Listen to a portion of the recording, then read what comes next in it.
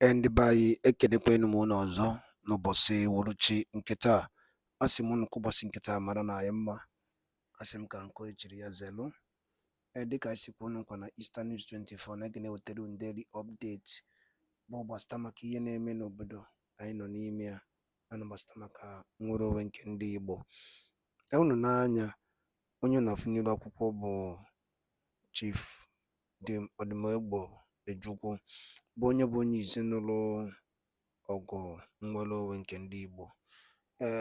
O nwere ihe o kwuru ebe a oge gara aga oge ọ ka dị ndụ, and also the analysis and ka o si handle Maazị Nnamdi Kanu over to do all these exploits. Alright, mara ka unu ga-ya bụ ife, unu ga-esi ya, unu drop ọrụ comment unu ya fụzikwa ihe ndị ụmụnna ya ndị ọzọ kwuzikwa n'iru akwụkwọ dịka unu na-egekwa ya bụ ife. Yeah, just like an interaction sessions occur between ụmụnna anyị ife akwụkwasị dị iche iche. Alright, over to you, sir. With me to have this conversation is Mr. Ekpa, the new Okokondem one. Before we do that, let us hear from Ojukwu himself, the Nkemba one of Nnewi. We have tried to live a Nigeria designed by Great Britain and handed to us. We have found it difficult to live in that Nigeria. We have fought a civil war, killed so many people, and still we have the same problems reoccurring. Perhaps the time has come to revisit the very foundations of Nigeria. Good day, Mr. Okokondem. Good day, my host, Pastor Matthew. Okay, today we shall be looking at the exploits of Ojukwu himself. I'm talking about the Nkemba of Nnewi. How all his exploits. I'm talking about the Ojukwu that led the Biafra war. That led the Biafra troops during the Nigerian Civil War. Then thereafter we shall be looking at how Nnamdi Kanu and Ekpa took over the battle of fight to liberate the Biafrans from him. But let us start from Ojukwu himself, his exploits. I know you are a man that understands all the activities of Ojukwu right from the cradle. What do we have to know about him? Yeah, I am Mr. Paradeni Okokondem. In this Republic of Biafra, live by Maazị Nnamdi Kanu and his IPOB government of Biafra. Long live Republic of Biafra. Long live Maazị Nnamdi Kanu. Long live Samuel Ekpa. For me, for the time being, let me cut it short for starting from here. Ojukwu, Chukwuemeka Odimegwu Ojukwu, the son of Sir Louis Odimegwu Ojukwu, was a purely Igbo man with Igbo blood, Biafran blood in his veins and all over him. Ojukwu was a man from Umudim Nnewi, in present Anambra State of Nigeria. And he was born in Zungeru. He grew in Zungeru as a boy. Before coming back, I think he attended King's Secondary School, Lagos here, before he proceeded to England, where he read his master's degree in Oxford University. Now, Ojukwu exploit were so many, which if we say we should narrate it now, it will take them. It may start by, as I did introduction of Okay, let us start with his enlistment into the Nigerian army and take it off from there. Okay, he was enlisted in Nigerian army after he graduated because his father wanted him to read law. He went to read history. After he came back home, he wanted to join Nigerian army. His father said no. They battle, because his father was an influential man in Nigeria at that time. He went and lobbied all the home military officers, both Britain and Britain and Nigeria. And that time, Britain was in control of Nigerian army, not to enlist Ojukwu into Nigerian army. And he planned with them that unless Ojukwu will go as a recruit, he know with that one, Ojukwu will be frustrated. So every Ojukwu go, they say unless you go as a recruit, Ojukwu have to remove his Oxford suit, Oxford certificate and everything. Don't put in house and enter as a recruit, as a common man in Nigerian army. It was during the parade in Nigerian army. After the parade, The white man handed Nigerian man, the sultan of Nigerian, the mantle and went to rest.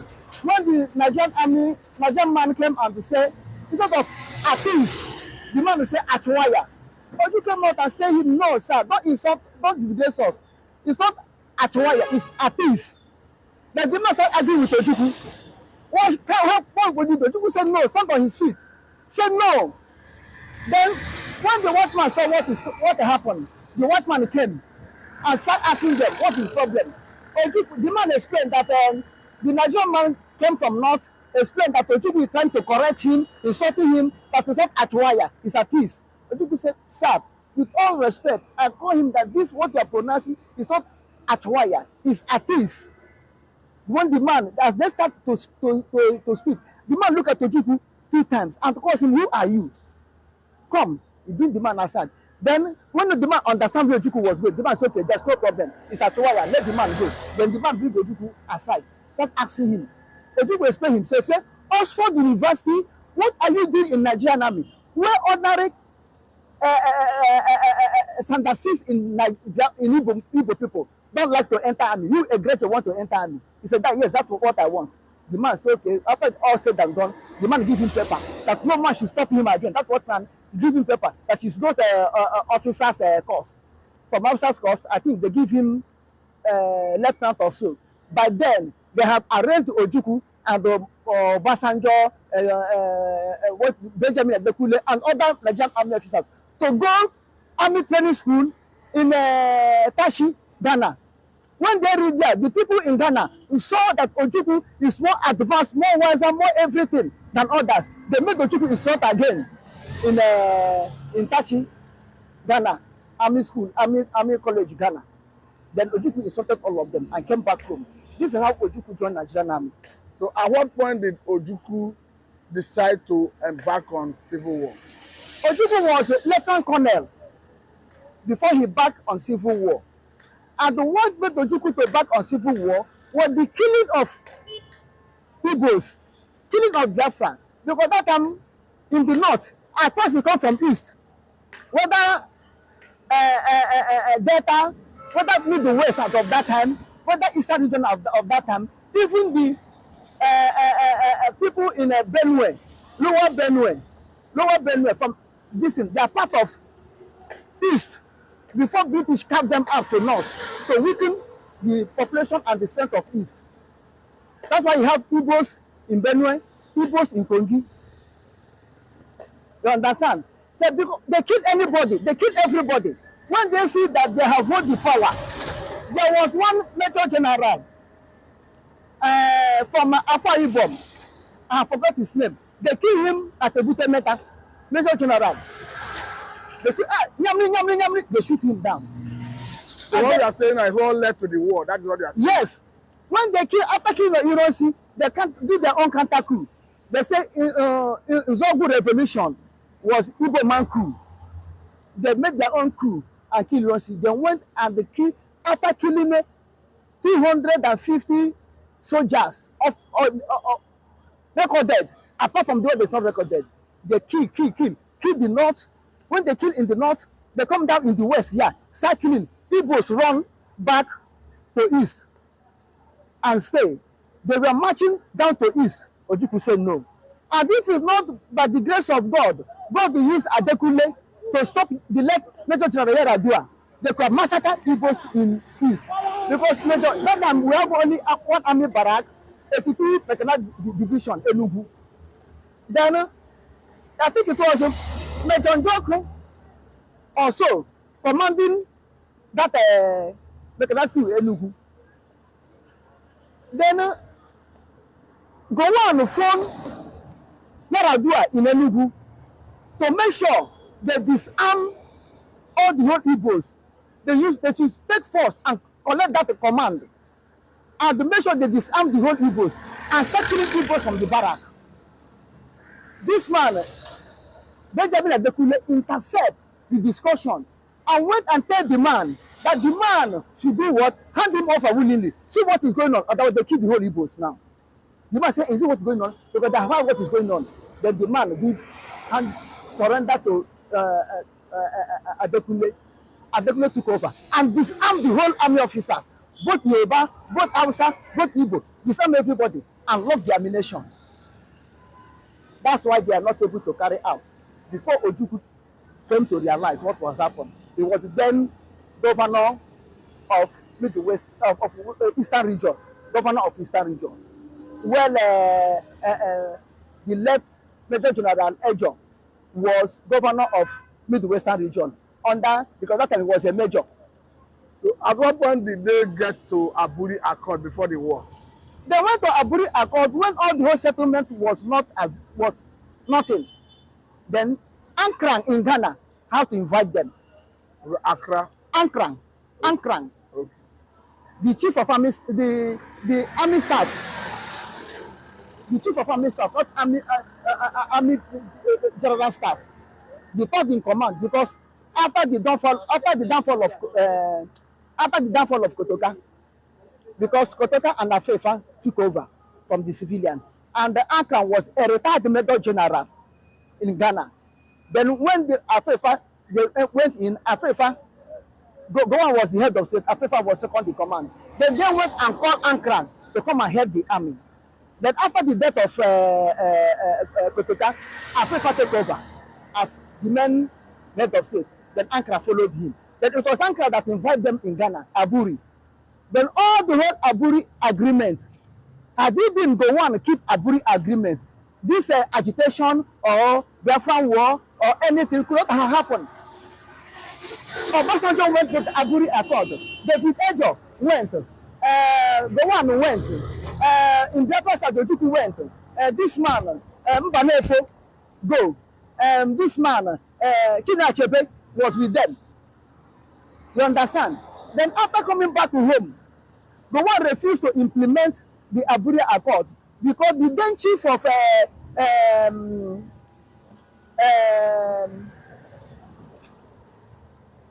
the chief of army staff? Not chief of army staff. The man that headed Nigerian judiciary. Okay, the chief Attorney General. Okay, Attorney General. The Attorney General of Nigeria was a Yoruba man.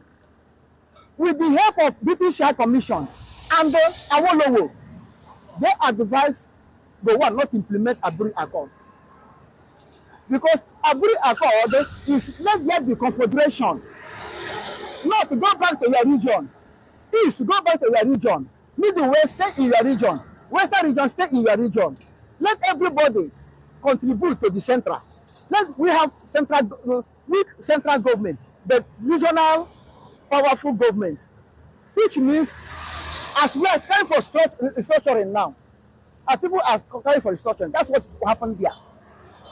Because after Hiroshi took over, Hiroshi destroyed regional government and match both governments together, form unitary government that the center have to decide whatever will happen, which is what is happening now. That lead the north to shout Araba, Araba, Bamuso, Bamuso, divide, divide, we don't want. But as things turn the way it turned, they went to Aburi to restore that thing back under Aburi Accord. When they come here, Awolowo will take Gowon and the Deputy Attorney General of Nigeria with British High Commission that you don't know that when allow this thing to be again, these people will have more power. They have the sea, they have seaport, they have oil, they have coal. They will exploit it by then having a regional police and central army. They can build that regional police with their money to build their own army. Then they can liberate and go at any time. No one say what did I do? Awolowo told him, for him, logistically, coming to law and anything, this boy have win you. Because that's what he always call Ojukwu. I will call Ojukwu boy. This boy have win you. I will say, what will I? Go on and say, what will I? He say, pick arms. Pick arms. It's only arms you take to subdue them and bring them back. Then, that's why the one came and said no. And the war now broke out. The war broke out. And how the war broke out? Therefore, Ojukwu said, on Aburi we stand. Everybody said, on Aburi we stand. Gowon, Ojukwu told Gowon, if you don't implement Aburi Accord, this region I'm ruling now, I will declare them a sovereign state. Sovereign state. If you don't implement Aburi Accord. Before Ojukwu will talk, the one went ahead and said no. Ojukwu have to declare Biafra on May 30, 1967. When Ojukwu see, and before all this thing happened, they cut Biafran power line. Biafran engineers went and used Enugu coal to restore the light back. We are still using a separate light. Then when Ojukwu declared, Gowon came and said he will fight us. But then British are giving him assurance, give Nigeria assurance that they will supply anything they want. British send them expatriate, send them machinery, send them weapon, send them whatever they want. But we learned that Ojukwu was always in the battlefield himself during the war. Yes, yes. Ojukwu was in battlefield. When the war, in any sector, the war is so strong, Ojukwu will go. Not only going 1 mile to the battlefield, he will be in battlefield, ginger the morale of the boys. Because Ojukwu, after he joined army, was trained as a combatant soldier, not as a logistic man or man in the office. He was commanding Nigerian army in Kano when Ojukwu carried out the revolution and his men carried out the revolution. He was commanding Nigerian army battalion in Kano to show that he wasn't a lazy man. He wasn't a coward. So it means Ojukwu was leading from the war front. Ojukwu was leading from the war front. He only go to meetings, go to first and come back. Ojukwu don't have time to relax as a head of state. But Gowon never come to battlefield for a second. Even 1 mile to the battlefield, Gowon did not smell. Gowon did not smell. It was Adekunle, Benjamin Adekunle, Moritala, this man, Abraham Taiwo, who died in Dikaku, Dika assassinate. Then this man, Don Kambale. They are the people in the battlefield. Later, Obasanjo, when they removed Adekunle, Obasanjo came in. And this man who wrote Tragedy of Victory, Godwin Ishaga Alabi, from Okwani in Delta State now, from Okwani.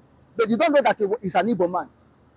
Until it was the word that made him to know his father's place, and no, thought that he was a Kwara man because he lived with his mother in the Kwara. Let's look at the role the man Okokondem played during the war. I mean, the spokesman of was he the spokesman of Biafra army? I mean Okokondem. Okokondem wasn't a spokesman of Biafra, but Okokondem is a chief broadcaster in Biafran radio. Okokondem was the chief broadcaster, was the man heading Biafran radio station. Well, Ojukwu Merije was Biafra chief propaganda. Then Okokondem, if war is to win by the mouth, Okokondem from Akwa Ibom and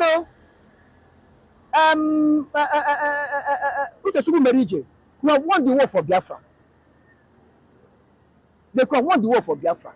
But you know, whereby you are fighting, not that Nigerian army are more technical than us, than Biafran soldiers. Biafran soldiers are more technical than them. But what they lack is ammunition. What they lack is ammunition. And throughout the whole 3 years plus, we fought the war. No country will come today say we own them.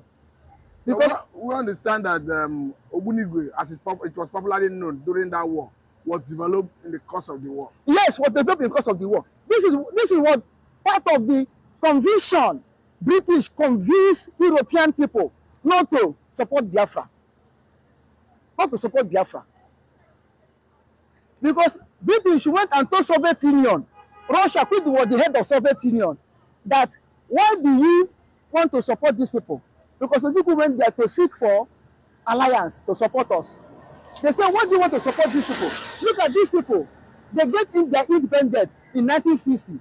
6 years interval, they get independent. War broke out. And these people go home. Under 6 months, they fought. They start manufacturing their own weapon. Then do you think that if these people succeed and become a nation, you and them will be competing in arms market?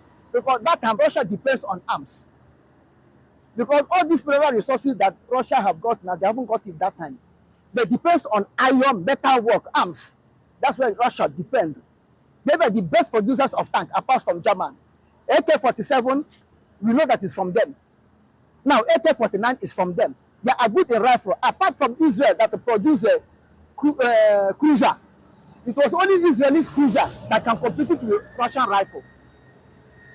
The British went and convinced them that if these people, under 6 months, they start producing their weapon, if you support them, they become a nation, they will overall you in the arms market. That was one of the things that made Russia to pull out. Then British went and they tell other people that Biafra are producing mass destruction weapon. Yes, weapon of mass destruction. Mass destruction. Don't support them. When our people went to lobby for support, they asked our people what is meaning of Omunigwe.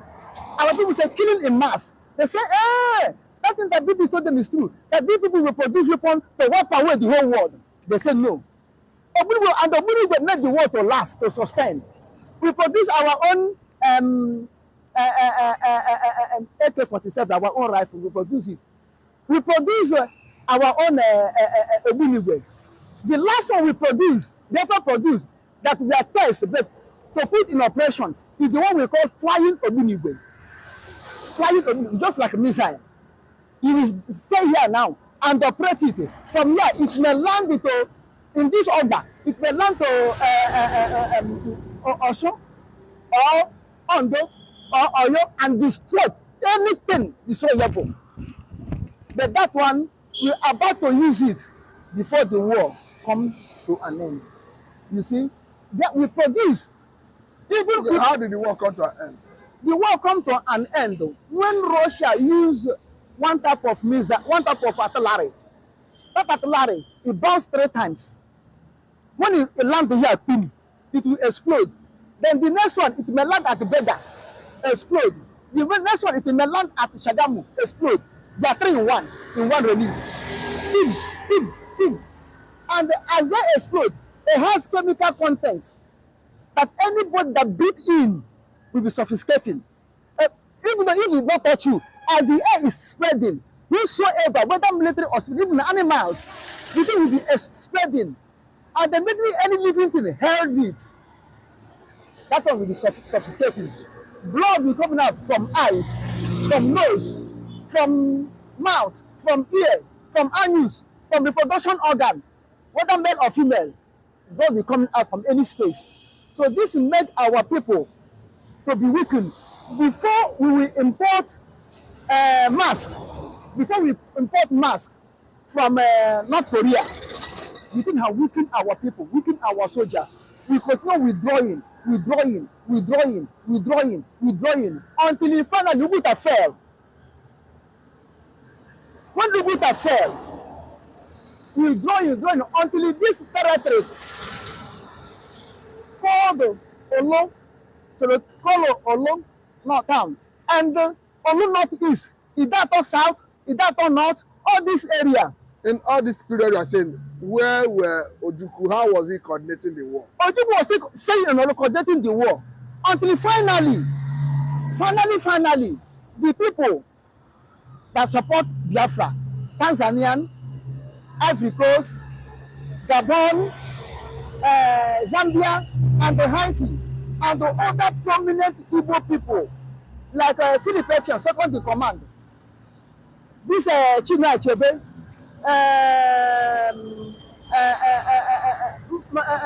Mbanefo, all of them called Ojukwu.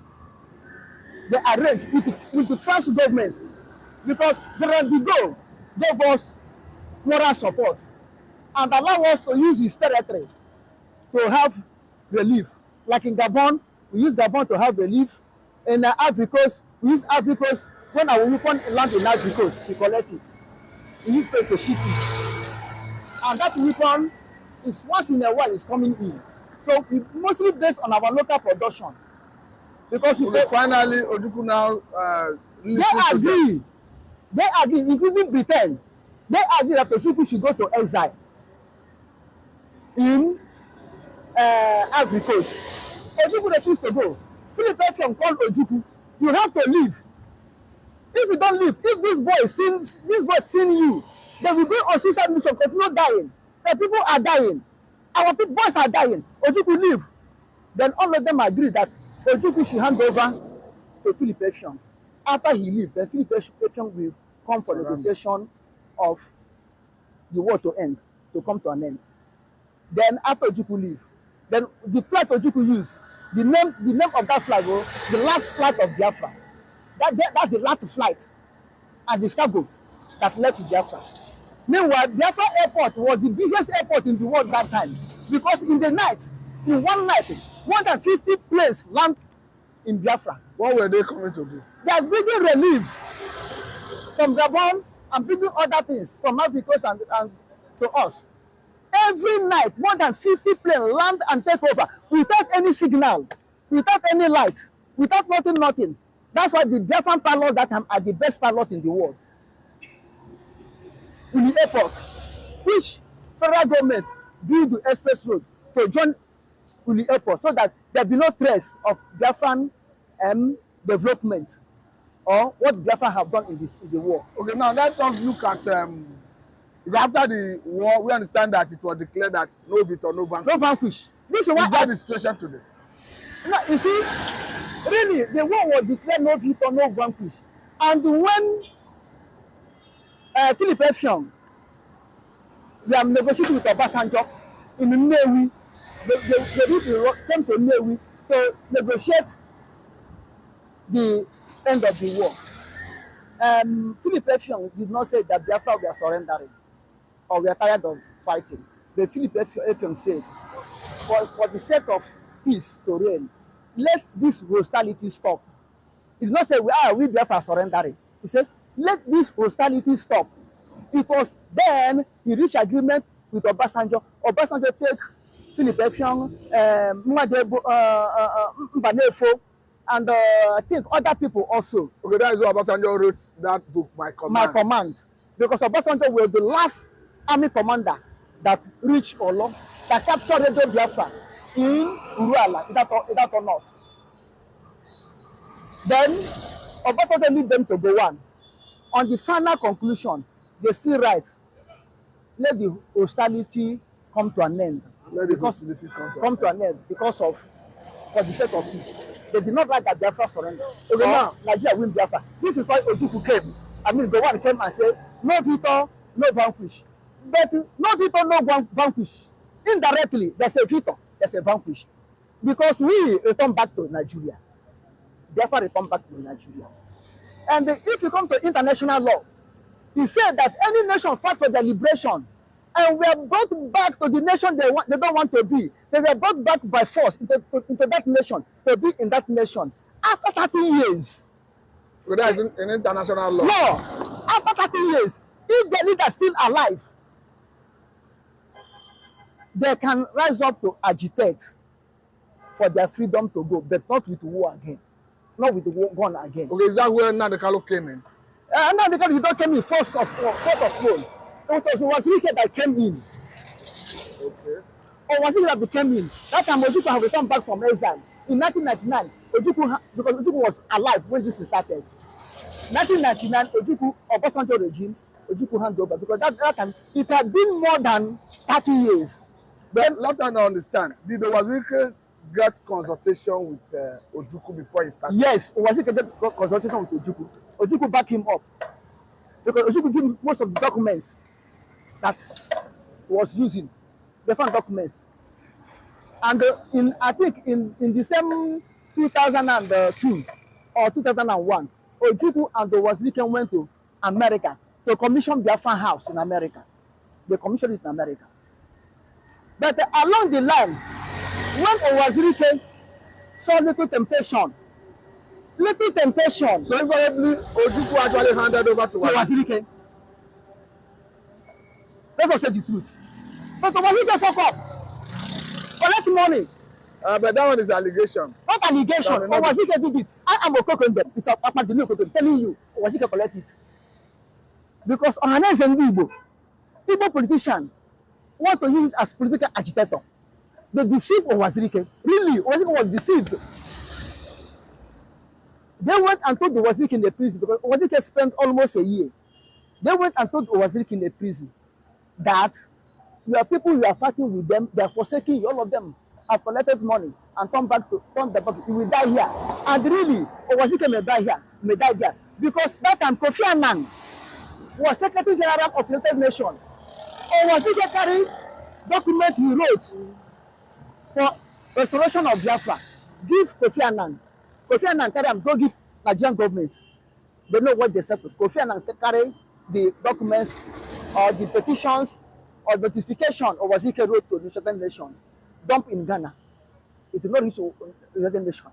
When they got that the United Nations don't have any heat, they saw Owazike, the United Nations don't have backing of what they're doing. They're going to die there. Okay, now let's look at how did Nnamdi Kanu came into the picture to start leading the agitation. Yes, it was when Owazike backed out. And then Nnamdi Kanu called him. Nnamdi Kanu was handling Radio Biafra. Owazike opened in London and doing his work, his normal secular work. When Owazike will tell Nnamdi Kanu, Nnamdi Kanu will tell Owazike, bring the money to fund this thing, to do. Owazike will tell him that Owazike have already come out.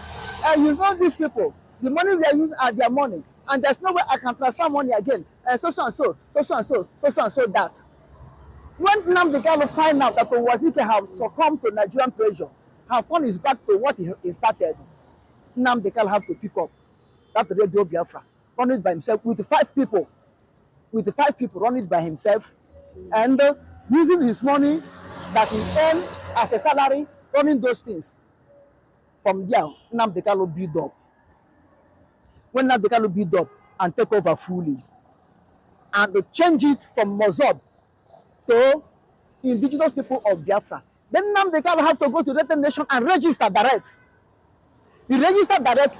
United Nations give him certificate of everything to agitate for self-independence. So Nnamdi Kanu hold every record, hold every certificate, hold whatever will make him to stand and agitate. Now let us look at how did Simon Ekpa came into the picture. Simon Ekpa came into the picture. Simon Ekpa was on his own. He didn't start with Nnamdi Kanu. But along the line, Simon Ekpa picked interest in the agitation. When he saw what Nnamdi Kanu was doing, the Simon Ekpa was having his own platform, promoting Biafran cause in his own platform, as he can do that time. Before Nnamdi Kanu can recognize what Simon Ekpa was doing, then they have contact. They contact themselves, and Nnamdi Kanu administer Simon Ekpa, interview Simon Ekpa one-on-one, person on person. If DOS were denying, but they know. Then it was when Simon Ekpa, Nnamdi Kanu administer Simon Ekpa, interview him, query him, that Nnamdi Kanu include brought Simon Ekpa into IPOB, one family. And if that time there was a speech that Nnamdi Kanu just make, watch Simon Ekpa, the man is so fantastic. He have carried this struggle to another level. Simon Ekpa is trying to elaborate to make this struggle to be strong. Nnamdi Kanu always promotes him whenever Nnamdi Kanu will say his brokers that everybody should listen to Simon Ekpa, follow his way. All the OS, all the whole IPOB, one family should listen to Simon Ekpa. Let them borrow for Simon Ekpa. The young man is doing well. He's working strong. Then the spirit of Simon Ekpa and Nnamdi Kanu come to agreement in the spiritual realm. Before Nnamdi Kanu, they don't know that the DOS and other people he's talking to have already betrayed him. They organized it, he went to Kenya to go and head conference to address IPOB in Kenya. Not knowing the IPOB leader in Kenya have already done the agreement with the DOS in Nigeria, with Nigerian government. It was in the south that they kidnapped Nnamdi Kanu. For 8 days, nobody knows where Nnamdi Kanu is. It was someone who was struggling. When it came officially to know that Nigerian government, when Malami came to announce that they have caught Nnamdi Kanu, when people were telling me, I said, no, it's not easy. Until I found out that they have caught Nnamdi Kanu. And the people who came to me asked me, I went and confirmed to them that yes, Nnamdi Kanu is in Nigerian net now. That's why those people believe. They said, as far as I have said so, yes, Nnamdi Kanu is Nigerian net. So many people. Then from there, when Simon Ekpa wait for quick 6 months. DOS and other prominent people are not doing anything for the release of Nnamdi Kanu.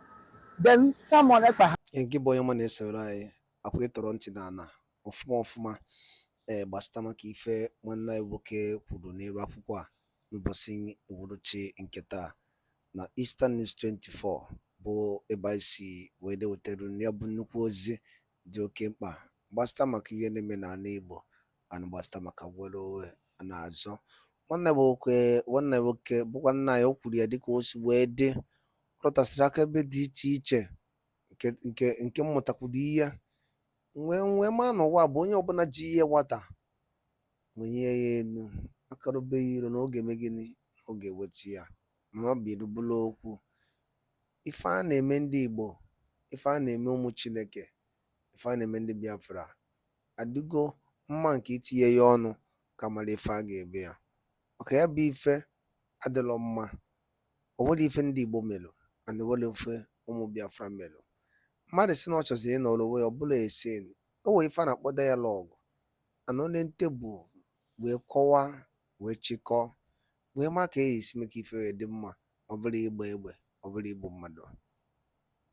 Daalụ niile na gị bụ onye ọma na-ege ntị ka esi wee na-esola anyị na Eastern News 24 bụ ebe anyị si wee na-ewetara unu ya bụ nnukwu ozi gbara ọkpụrụkpụ gbasịta maka ihe na-eme na obodo anụ anyị nọ n'ime ya.